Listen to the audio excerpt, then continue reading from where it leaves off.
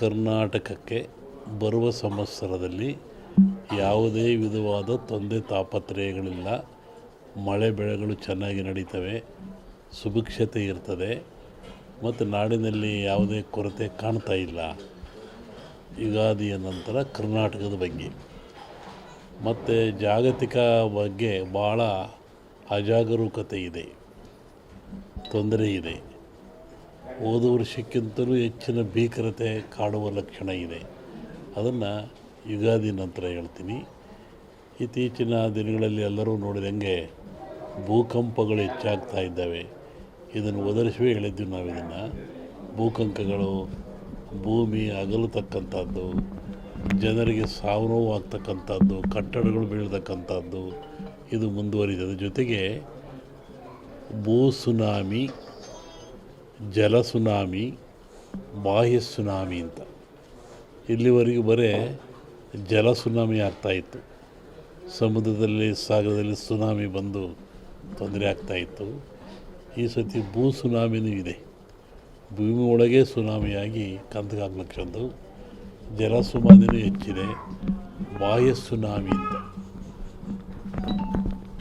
ಬಾಹ್ಯಾಕಾಶದಲ್ಲೂ ಆ ತೊಂದರೆ ಆಗ್ತಕ್ಕಂಥ ಲಕ್ಷಣ ಇದೆ. ಅದನ್ನು ಯುಗಾದಿ ನಂತರ ಹೇಳ್ತೀನಿ. ನೀವು ಭಾಳ ಅಪೇಕ್ಷೆ ಪಡುವಂಥದ್ದು ರಾಜಕೀಯ. ಏನಾಗುತ್ತೆ, ಏನಾಗ್ತಾರೆ, ಎಂತ ಆಗ್ತಾರೆ ಅಂತ ಒಂದು ಸಾಂಪ್ರದಾಯಿಕವಾದ ಮಾತು. ಎಲ್ಲ ಧರ್ಮಗಳು ಇದ್ದಾವೆ, ಎಲ್ಲ ಸಮಾಜಗಳು ಇದ್ದಾವೆ, ಎಲ್ಲ ವರ್ಗದವರು, ದೈವದವರು ಈ ಭೂಮಿಯಲ್ಲಿ ವಾಸ ಮಾಡ್ತಾ ಇದ್ದಾರೆ. ಒಂದು ಸಮಾಜ ಪ್ರಾಚೀನ ಕಾಲದಿಂದಲೂ ಸಹಿತ ಹಾಲುಮತ ಸಮಾಜ ಅಂತ ಕರೀತಾರೆ.